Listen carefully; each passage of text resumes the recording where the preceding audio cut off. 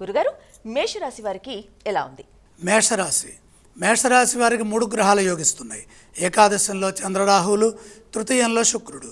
ఏకాగ్రతతో పనులు మొదలు పెడితే విజయం లభిస్తుంది. ధనధాన్యాభివృద్ధి కలుగుతుంది. సమయానుకూలంగా పనులు చేయాలి. శుక్ర బలము ఐశ్వర్యాన్ని ప్రసాదిస్తుంది.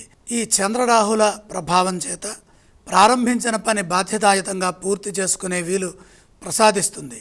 లక్ష్యంపై దృష్టి నిలపండి. మీ నిర్ణయాలు క్రమంగా కార్యసిద్ధినిస్తాయి. ఆర్థిక అంశాలు అనుకూలంగా ఉన్నాయి. అలాగే ఆ శుక్రయోగము వాహన యోగాన్ని కూడా ప్రసాదిస్తుంది. ఎంత కృషి చేస్తే అంత రెట్టింపు ఫలితాన్ని సాధించే వీలు కలుగుతుంది. ఆత్మవిశ్వాసంతో ముందుకు సాగడం ద్వారా ముఖ్యమైన పనుల్లో విజయం ఉంటుంది. ఎట్టి పరిస్థితుల్లో పదే పదే నిరుత్సాహానికి గురి కాకుండా ఉత్సాహంగా, ధైర్యంగా, మంచిగా ఆలోచించడం మంచిది. ఇతరులతో పోల్చుకోకుండా మీ కృషిపై మీరు నమ్మకాన్ని ఉంచండి. ఉద్యోగంలో స్వల్ప ఆటంకాలు ఉన్నప్పటికీ మీ ప్రయత్నాలు మేలు చేస్తాయి.